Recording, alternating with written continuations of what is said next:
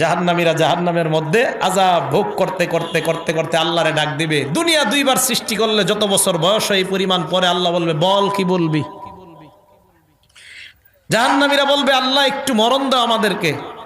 আল্লাহ পাক রব্বুল আলামিন ওই যে বললাম একটা প্রাণী, এই মরণ নামক প্রাণীটাকে জান্নাত আর জাহান্নামের মাঝখানে রাইখা জবাই করে আল্লাহ জাহান্নামীদেরকে বলবে ইয়া আহলান নার খুলুদুন লা মাউতা ফিহা, এ জাহান্নামীরা চিরস্থায়ী জাহান্নামে থাকো, আজকের পর আর কোনো মরণ নাই। জান্নাতীদেরকে আল্লাহ বলবে ইয়া আহলাল জান্নাহ খুলুদুন লা মাউতা ফিহা, এ জান্নাতীরা চিরস্থায়ী জান্নাতে থাকো, আজকের পর আর মরণ নাই। আমি আল্লাহ চিরস্থায়ী জান্নাতের সার্টিফিকেট দিয়ে দিলাম। এই জান্নাতের ব্যাপারে আল্লাহ বলেন সারিউ ইলা মাগফিরাতিম মির রাব্বিকুম ওয়া জান্নাহ, জান্নাত পাওয়ার প্রতিযোগিতা তোমরা তাড়াতাড়ি করো, বেশি পরিমাণ করো। জান্নাতীরা জান্নাতের মধ্যে আছে, আনন্দ উল্লাস করবে, প্রচুর পরিমাণ আনন্দ, ভরপুর আনন্দ করবে।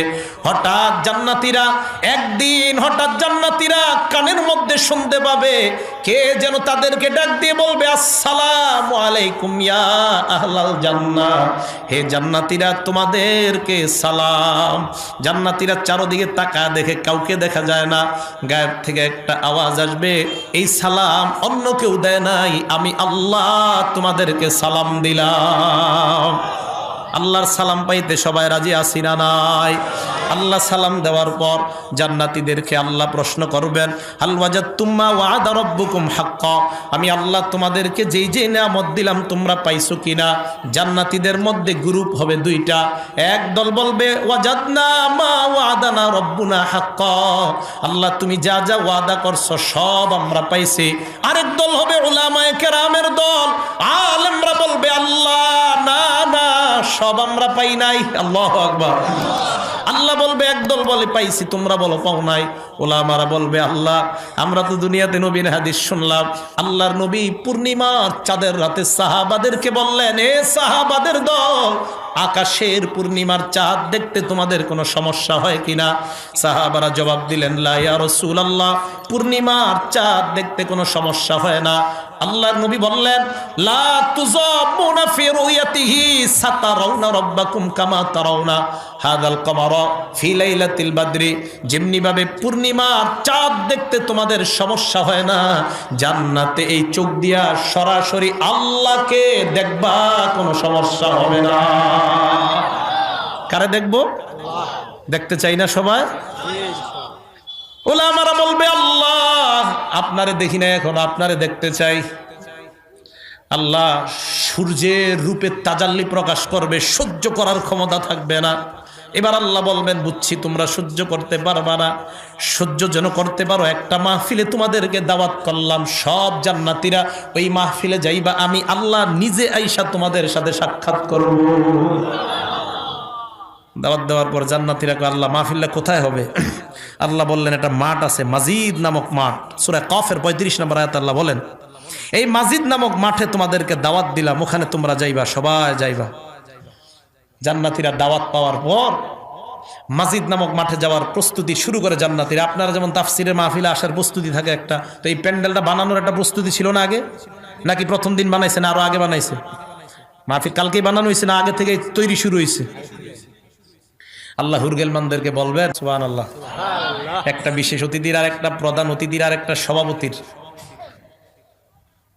মাঠের দিকে তাকায় আল্লাহ বলেন এ হুরগেলমানের দল, আমার প্রত্যেকটা জান্নাতি বসার জন্য এক একটা রাজকীয় সিংহাসনের ব্যবস্থা করে দাও।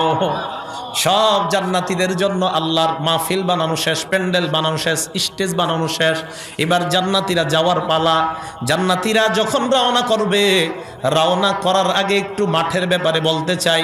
জিবরিল আমিন একটা প্লেট নিয়ে একদিন নবীর কাছে আসলেন, কোন বর্ণনা একটা মানচিত্র নিয়ে। হাবিব প্রশ্ন করলেন মা হাজা ফিয়াদিকা, তোমার হাতে এটা কি? জিবরাইল বললেন ইয়া রাসূলুল্লাহ, একটা মানচিত্র আপনার কাছে নিয়ে আসলাম। আল্লাহর নবী প্রশ্ন করলেন কিসের মানচিত্র? জিবরাইল বললেন আল্লাহ একটা মাঠে মাহফিল করবেন, মাঠটার নাম মাজিদ নামক ময়দান, ওই ময়দানের একটা মানচিত্র নিয়ে আসলাম। আল্লাহর নবী বলেন কেন আনলা? জিবরাইল জবাব দেয়, ইয়া রাসূলুল্লাহ, 600 ডানা দিয়ে আল্লাহ আমাকে বানাইছে। একটা ডানায় এত শক্তি আল্লাহ দান করছেন, পুরা দুনিয়াটা আমি আসমানে উঠায় আছাড় দিতে পারি, এত শক্তি আল্লাহ দান করছেন। আল্লাহর কাছে সিজদায় পড়ে রইলাম, আল্লাহ তুমি আমাকে আমার 600 ডানা পরীক্ষা করার ক্ষমতা দিয়ে দাও। আল্লাহ কয়, জান্নাত ঘুরো। 8 জান্নাত ঘুরলাম, 7 জাহান্নাম ঘুরলাম, সব ঘুরলাম, ঘুরার পরেও আমার সামান্য শক্তি খরচ হয় না। আল্লাহর কাছে বললাম, আল্লাহ আমার 600 ডানার পরীক্ষা করতে চাই।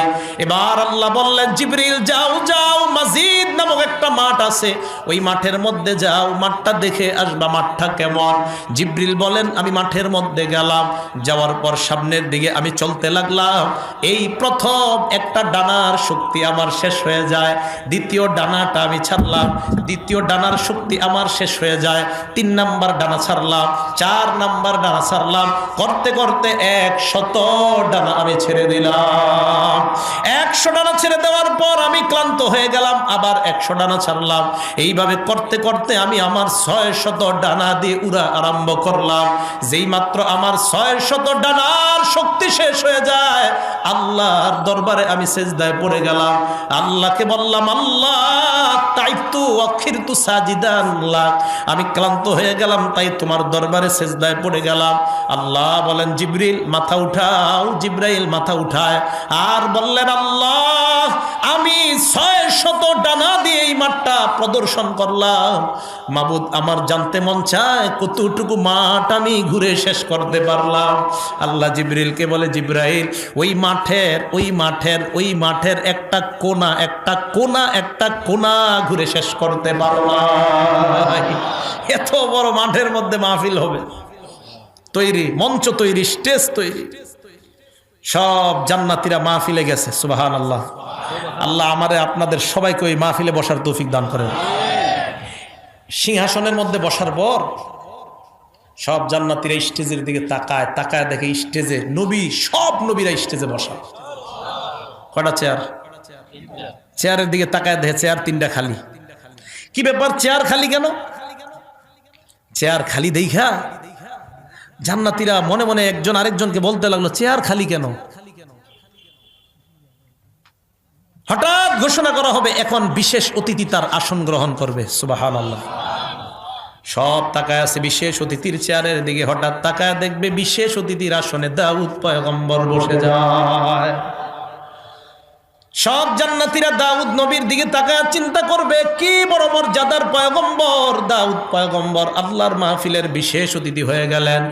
এবার জান্নাতীরা চিন্তা করতে থাকবে, প্রধান অতিথির আসনটা জানি কারা গ্রহণ করবেন। বার ঘোষণা করা হবে, প্রধান অতিথি তার আসন গ্রহণ করবে। জান্নাতীরা তাকায় দেখবে প্রধান অতিথির আসনে আইসা আমার আপনার সকলের প্রাণের স্পন্দন, আল্লাহর দোস্ত আখিরি জামানার পয়গম্বর এসে প্রধান অতিথি হয়ে যায়। আল্লাহর নবীর দিকে এক দৃষ্টিতে সবাই তাকায় থাকবে, আহারে এই সুন্দর চেহারাটার মধ্যে বুঝি তায়েফের ময়দানে রক্ত ঝরাইছে, উহুদের ময়দানে দান শহীদ করেছে বুঝি এমন সুন্দর চেহারাওয়ালা, এমন একটা চরিত্র মাধুর্য, এমন একটা রুরানি চেহারাওয়ালা মানুষের চরিত্র নিয়ে বুঝি বাংলার গুটি কয়েক নাস্তিক মাঝে মাঝে কথা বইলা মুসলমানদের হৃদয়ে কষ্ট দেয়।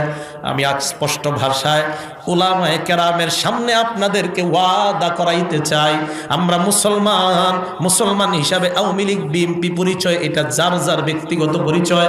আল্লাহর নবীর ইজ্জতের উপর সামান্য কোনো আঘাত যদি কেউ করতে চায়, জীবন দিয়ে হলেও সবাই এক প্ল্যাটফর্মে দাঁড়াইয়া তাদের বিরুদ্ধে আমরা জিহাদ ঘোষণা করলাম। নবীর কোন দুশ্মনরে ছাড় দেওয়া যাবে? বলেন যাবে? এই ব্যাপারে মুসলমান এমপি মন্ত্রী আওয়ামী লীগ বিএনপি জামাত জাতীয় পার্টি সব এক, নবীর দুশ্মনদেরকে কোনো ছাড় নাই। আমরা কি কখনো আন্দোলন করি বলেন? কিছুদিন পর পর খোসা মারে ওলামায়ে কেরাম যেন আসে আর তাদেরকে যেন একটা জঙ্গিবাদের উপাধি দেওয়া যায়, এরকম। আমাদের শেখুল হাদিস আল্লামা আজিজ রহমতুল্লাহ আলাইহি যমুনা টেলিভিশন চিন্তা করে কিভাবে খোসাটা দেওয়া যায়। ওনারে যদি জঙ্গি বানানো যায় তো কওমি মাদ্রাসার সব প্রায় লাখ লাখ ছাত্র ওনার ছাত্রের ছাত্র, তার মানে আমরা সবাই ওনার ছাত্র। হয়তো উনি আমাদের সরাসরি উস্তাদ, না হয় দাদা উস্তাদ, এইভাবে তো আমাদের উস্তাদ। শাইখুল হাদিস আল্লামা আজিজুল হক রহমতুল্লাহ কাছে আমারও পড়ার সৌভাগ্য হয় নাই, কারণ হুজুর ততদিন বুখারী পড়ানো শেষ, আমি 2010-11 ফারেক হয়েছি। তো শাইখুল হাদিস আল্লামা আজিজুল হক রহমতুল্লাহ আলাই, ওনাকে যমুনা টেলিভিশন কি বললো, জঙ্গি আখ্যায়িত দিতে চাইলো। এটা করতে পারলে সব মুসলমান ওলামায়ে কেরামকে জঙ্গি বানানো যাবে।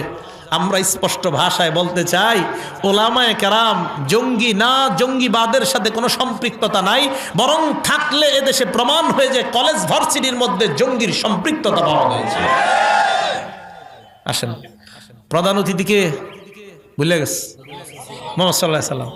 তো সবাই অপেক্ষায় আছে সভাপতির আসনটা কে জানি গ্রহণ করে, সব অপেক্ষায় নবীজির দিকে তাকায় আছে এক দৃষ্টিতে, সভাপতির আসনের দিকে তাকায় আছে। হঠাৎ জান্নাতীরা তাকায় দেখবে সভাপতির নাম ঘোষণা করা হবে। সভাপতির আসনের দিকে তাকায় দেখে সভাপতির আসনে আইসা অন্য কেউ নয়, আমার আপনার নবী বলি সকলের সৃষ্টিকর্তা আল্লাহ এসে বসে যায়। সব জান্নাতীরা আল্লাহর দিকে এক দৃষ্টিতে 40 বছর তাকায় থাকবে। আল্লাহ 40 বছর পর বলবে নজর নামাও, হাল মিন মাজিদ, আর কোন নেয়ামত তোমরা চাও? জান্নাতীরা বলবে আল্লাহ আরো কোন নেয়ামত আছে কিনা? আল্লাহ জবাব দিবেন এখনো তো শুরুই হয় নাই। দুনিয়ার মধ্যে মাহফিলে তোমরা গজল গাইতা, আমার মাহফিলেও গজল হবে। মিকাইলকে বলবে মিকাইল তুমি হাম পাঠ করো। মিকাইল আল্লাহর শানে হাম পাঠ করা আরম্ভ করবে। তাকায় দেখবে জান্নাতীরা খালি মুখে বসা। আল্লাহ বলবে খারাপ দেখা যায়, প্রত্যেকের হাতে গ্লাস ধরায়া দাও, শরাবান তহুরা ডাইলা দাও। আমার জান্নাতীরা শরাবান তহুরা পান করবে, তালে তালে মিকাইলের সঙ্গীত শুনতে থাকবে। এটা আমরা পাবো ইনশাআল্লাহ, বলেন সবাই ইনশাআল্লাহ। এটা তারা পাবে না যারা 31st নাইট, কয়েকদিন পর এই 31st নাইটে যারা মদ খেয়ে মাতাল ভাবে সারাটা রাত কাটাবে, তাদের জন্য এই নেয়ামত নাই, তাদের জন্য এই নেয়ামত। 31st নাইট বুঝেননি? আসতেছে কিছুদিন পরে। এত পরিমাণ মদ বিক্রি হবে আমাদের দেশে, এত পরিমাণ মদ বিক্রি হবে, এত পরিমাণ মদ বিক্রি হবে। এইগুলারে আবার কিভাবে যে কোন দিকে যে যাইতেছে দেশ আল্লাহ জানে। আমাদের দেশের স্বাধীনতার স্থপতি বঙ্গবন্ধু শেখ মুজিব, ওনার জন্য দোয়া মাহফিল করা উচিত। উল্টা ওনার জন্য নর্তকী এনে নাচিয়ে ওনার প্রতি শ্রদ্ধা করা হয় নাই, ওনাকে অশ্রদ্ধা করা হয়েছে। এটা ভক্তি প্রদর্শন করা হয় নাই, এটা একজন স্থপতির প্রতি সম্মান দেখানো হয় নাই। ওনার জন্য দোয়ার আয়োজন হবে, ওলামায়ে কেরাম দোয়া করবে। নর্তকীদের নাচের জন্য এই দেশের মুসলমানরা আর ওলি আউলিয়ারা এই দেশের মধ্যে আসে নাই। এটা ইসলামের দেশ, মুসলমানের দেশ। এই জায়গায় ইসলামী সংস্কৃতি চলবে, অন্য কোনো সংস্কৃতি এই দেশে স্থান দেওয়া যাবে না। এটা হলো মুসলমানের দেশ। সভাপতিকে আল্লাহ বলবে আর কিছু চাও? শরাবান তহুরা পান পর্ব শেষ, আর কি চাও? জান্নাতীরা বলবে আল্লাহ আরো আছে। আল্লাহ কয় শুরুই তো হয় নাই। দুনিয়ার মধ্যে তোমাদের মাহফিল কোরআন তেলাওয়াত করতা, আমার মাহফিলে কোরআন তেলাওয়াত হবে। দাউদ নবীর দিকে তাকায় বলবে দাউদ পয়গম্বর, কত সুন্দর একটা কণ্ঠ আমি আপনাকে দান করলাম, জাবুর কিতাব দিলাম, এই কণ্ঠের মাধ্যমে আপনি জাবুর কিতাব তেলাওয়াত করতেন। আকাশের পাখিগুলা আইসা আপনার পাশে বসে যাইতো, নদীর মাছগুলা নদীর কিনারায় এসে যাইতো। দাউদ পয়গম্বর, আপনি আপনার সুললিত কণ্ঠে জান্নাতীদেরকে কোরআন শোনায়া মুগ্ধ করে দেন। দাউদ নবী তেলাওয়াত করবে তাবারাকাল্লাযী বিয়াদিহিল মুলকু ওয়া হুয়া আলা কুল্লি শাইইন কাদির। দাউদ নবী সূরা মুলক তেলাওয়াত করবে। দাউদ নবীর তেলাওয়াতটা জান্নাতীরা একদিন দুই দিন নয় 40 বছর উপভোগ করবে। আল্লাহ পাক বলবেন আর কি চাও? জান্নাতীরা বলবে আল্লাহ আরো কিছু আছে কিনা? আল্লাহ কয় শুরুই তো হয় নাই। প্রধান অতিথির দিকে তাকায় বলে হাবিব কদ আনজালতু আলাইকাল কুরআন, আমি আপনাকে কোরআন দিলাম। ওয়া হামালতাল মাশাক্কাতা লিহাযা, এই কোরআনের জন্য আপনি কত কষ্ট সহ্য করলেন, মাইর খাইলেন। হাবিব আপনি যখন কোরআন তেলাওয়াত করতেন, জাহান্নামী যারা আছে এখন আবু জাহেল উতবা সাইবা, তারা পর্যন্ত আপনার কোরআন রাতের অন্ধকারে শুনতো। হাবিব এত সুন্দর একটা কণ্ঠ দান করলাম, এই কণ্ঠের মাধ্যমে আজকে কোরআন শোনায়া জান্নাতীদেরকে মুগ্ধ করে দেন। আল্লাহর নবী তেলাওয়াত করবে, করবে ইয়াসিন ওয়াল কুরআনিল হাকিম। সূরা ইয়াসিন আমাদের নবী তেলাওয়াত করবে, জান্নাতীরা 500 বছর পর্যন্ত উপভোগ করবে। এবার আল্লাহ বলবে আর কি নিয়ামত চাও? জান্নাতীরা বলবে আল্লাহর আছে কিনা? আল্লাহ কয় শুরুই তো হয় নাই। এবার আল্লাহ বলবেন ইন্না আরাদনাল আমানাতা আলাস সামাওয়াতি ওয়াল আরদ ওয়াল জিবালি ফাআবাইনা আইয়াহমিলনাহা ওয়া আশফাকনা মিনহা ওয়া হামালাহাল ইনসান। কোরআন আমি আসমান জমিন পাহাড় পর্বতের সামনে রাখলাম, কেউ গ্রহণ করতে চায় নাই, মানুষ তোমরা গ্রহণ করলা। কোরআন যখন তোমরা তেলাওয়াত করতা, তোমাদের দুনিয়ার তেলাওয়াতেই তোমরা মুগ্ধ হয়ে যাইতা। কাবার ইমাম আব্দুর রহমান সুদাইসের তেলাওয়াত যতই শুনবেন শুনতেই থাকবেন। আমাদের দেশের একাধিক সন্তান তাদের তেলাওয়াত শুধু শুনতেই মন চায়। আল্লাহ বলবেন দাউদের তেলাওয়াত শুনলা, নবীর তেলাওয়াত শুনলা, আমি আল্লাহ নিজে এখন তোমাদের সামনে কোরআন পাঠ করব। আল্লাহ তেলাওয়াত করবেন আর রহমান আল্লামাল কোরআন। আল্লাহ সূরা রহমান তেলাওয়াত করবে, সুবহানাল্লাহ। দাউদের তেলাওয়াতে 40, মুহাম্মদ সাল্লাল্লাহু আলাইহি সাল্লামের তেলাওয়াতে 50। আল্লাহ যখন তেলাওয়াত করবে জান্নাতীদের অবস্থা কি হবে আল্লাহই ভালো জানে। এই তেলাওয়াত এবং জান্নাতে এই নিয়ামতগুলা কারা কারা আমরা উপভোগ করতে চাই? সবাই রাজি আছেন ইনশাআল্লাহ?